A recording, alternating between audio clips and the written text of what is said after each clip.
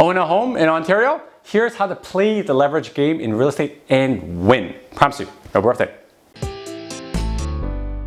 Good day, Toronto. Welcome to another episode of Prime Property. So glad you joined me here today. You see, a lot of homeowners in Southern Ontario understand the concept of leverage because they've done quite well by owning their home in Southern Ontario in the last 3, 5, 10 years. But you have to realize leverage cuts both ways. It could be really good, also could be really crappy for you. Which means a lot of people, because the market's done really well, have done really well. Obviously, right? But they aren't ready for if the market does turn. And I'm gonna show you the right way and the wrong way to do it today. Because when everyone buys in a market that's going up, everybody looks like a genius. But when the market turns, that's when you know who has done it correctly. It's kind of like what Warren Buffett says. When the tide goes, you discover who's swimming naked. Meaning, if you're not properly positioned, you could be in for hurting. See, I've seen very minor blips of this back in 2017 when there was a dip, and also when the pandemic started in March 2020 now, which was very, very short-lived. But during those short-lived periods, a lot of people I knew had to sell because of, they weren't set up properly. So this is why I'm gonna show you how to play the leverage game in real estate, specifically Southern Ontario, and actually win if something, crazy was gonna happen. So if you like this type of real estate content and you enjoy it, make sure you help us spread the knowledge by smashing that like button and subscribing to the channel. There's a button right here.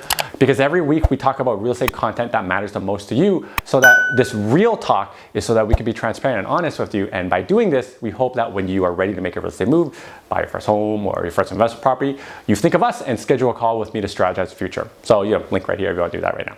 Now, I'm going to share with you my screen right now to show you exactly how the numbers work for different types of real estate strategy that's happening right now, and to see whether you're winning or losing in the leverage game of real estate. So, bam, I'm here.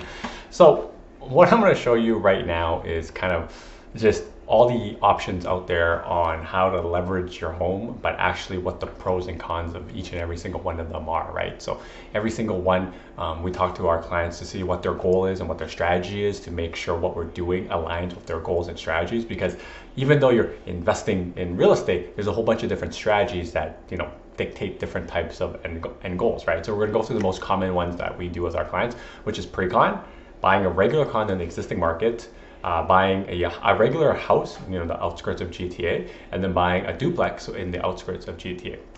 So on the left-hand side, you can see here, I'm gonna just do the condo one first, just because, the pre-con one's a little bit more complicated to calculate. So in the condo one, I just pulled up some random listing here. So this is a building that I personally like. I would recommend it because it's close to Subway, close to U of T. It's not under rent control. Rents are under market right now. Talked about this a ton. This is one of the buildings we'd recommend. So you're buying this. It's at a premium right now, but when the rents do go back up, when hundreds of thousands of international students come back for school in September, hopefully, then rents are going to go up, right? Because it's going to absorb a lot of the demand, or sorry, absorb a lot of the supply.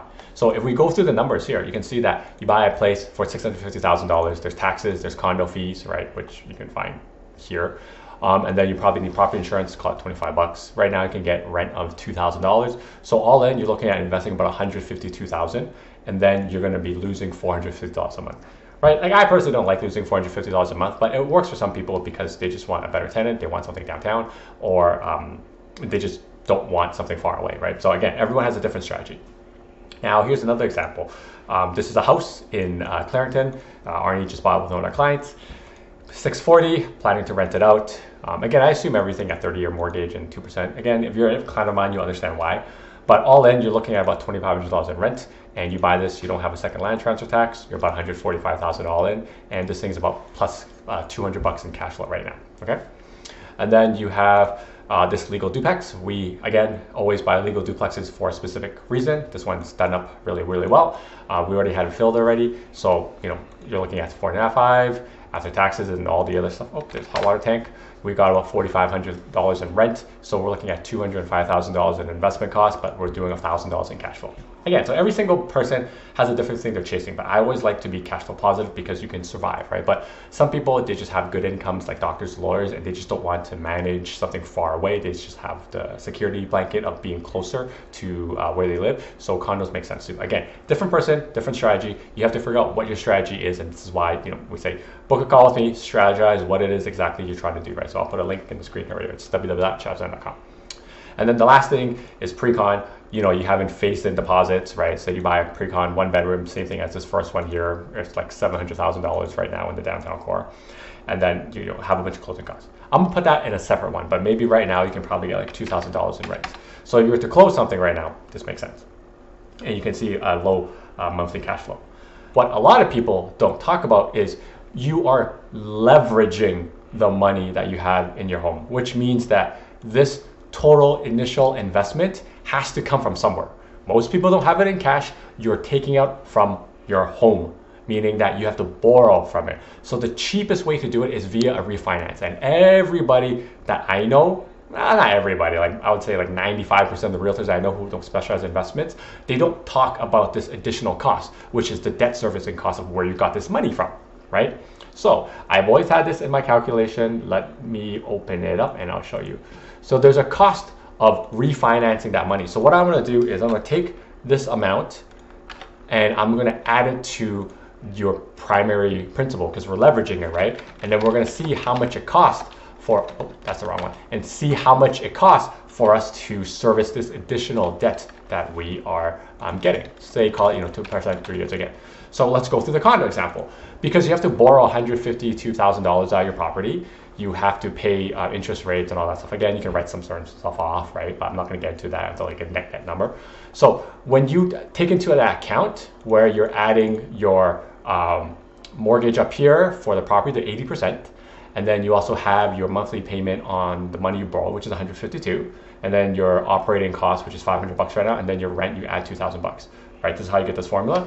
You're at minus $1,000 a month. So you really got to ask yourself that question, right? If you're leveraging a house to buy a condo downtown, is $1,000 going to make or break you? A lot of the times, especially for some investors, yeah, you may not want to buy something that you're going to have to feed $1,000 into every single month, right? It may not make sense. Say you do the condo the freehold town that we have in Clarington. You do this, you're minus $344. You own a piece of land in Clarington. Maybe that's feasible. $350 for one tenant. It's actually not bad. So maybe you can feed that for a little bit if you're okay with it. Or the alternative, which is what a lot of our clients are doing, is buy a duplex where the cash flow is like freakishly large. And it's more expensive, obviously. You have to be able to qualify for it. But you can service the debt. So, you're paying an extra $700 a month for this $200,000 of the borrow, but you're still positive cash flow $422, right? So when you do all this analysis for all of our clients, right, you have to understand what you're willing to do. So in this case, in the duplex, right, we've used and leveraged our home to make like free money, basically. We've borrowed 20% from our house, borrowed 80% from the bank, and that's a total of 100%. So it's 100% financing. And the incomes that it's generating is covering all the debt servicing of the 20% plus the 80%. So that means we've created a property out of thin air, and it's also paying us $400 a month plus any mortgage pay down and appreciation that we're getting in the future. So for a lot of first-time investors, if they have the capability, this is what I usually recommend to them, right? Now, if you can't qualify for that, maybe go into something that's a little bit less negative, right? Or maybe even go further out of the GTA. So when you talk to the person, or I guess when you're thinking about what you want to do, you have to realize what the numbers look like for each investment property and how to leverage your home if that's what you're doing and win in it. Now I'm going to talk about pre-con. Most people will refinance their property to do a pre-con. So that means every single month you're paying $700 just to own the contract for that, right? After you pay your whole deposit, right? I mean, pre-cons, they'll sell you like it's the next best thing since sliced bread, but it has to make sense for you because you will be feeding onto it, right? Now, I know some people don't refinance their property to kind of save it because when you refinance, you can't write off the interest.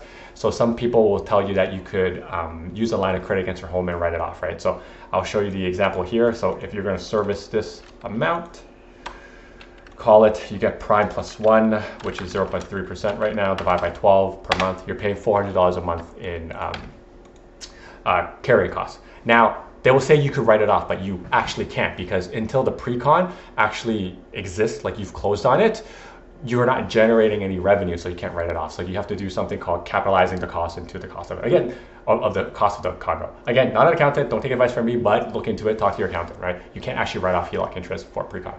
So that means every single month, even before you get the condo, you have to pay $550 a month into it. And this is before any mortgage pay down you get, right? But again, the perks is you don't have to deal with the tenant and it's just a contract.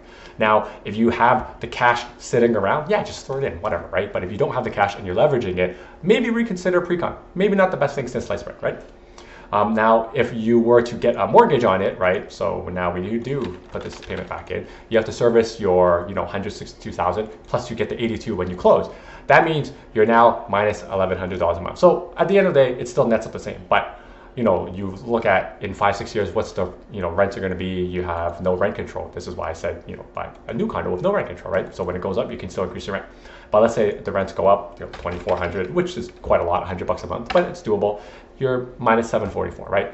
So every single strategy, at least the common strategy in Toronto real estate or Southern Ontario, you have to make sure it makes sense for what you're trying to do, because not everybody is going to be doing the same strategy in real estate and it makes the same sense, because you have to, again, figure out what is it exactly you're trying to do with the goal, figure out the real estate investment strategy, look at the numbers, make sure it makes sense, because a real estate investment is not a small thing. So an example of what I just showed you is what we do with all our clients. We find out what they want to accomplish, what strategies work, what the mortgages are, what special kind of programs there are. Then we deal with some corporation stuff. We do the whole shebang. So if this is something you want to kind of, I guess, get like a one-on-one chat with me, you can figure out the www.chavzan.com. Again, put it on the link right here, and you can set up a call with me and we can kind of go through something similar to this. Hopefully this gives you an idea on how to leverage your property and actually win. Not every time you leverage a property and you win, because if you are minus $1,000 a month and the market goes sideways, you're gonna freak out and you need to sell something. And when you're selling and the market is going down, that's when you lose money, right? So you have to think about all the pros and cons, and you have to be worried about if something does go wrong, how you're going to mitigate it, because everybody looks like a genius when the market's going up, but it's when the tide gets pulled back, like Buffett says, that you'll find out who's been swimming naked. And I never want my clients to be swimming naked. That's why we do all of this work in advance, right? So hopefully this was helpful. Until next time, your move, your future. See ya. Now that you're done watching this one, how about this one? Oh, you know what? This one's good too. Ooh, this one's really good. You know what? Just watch them both.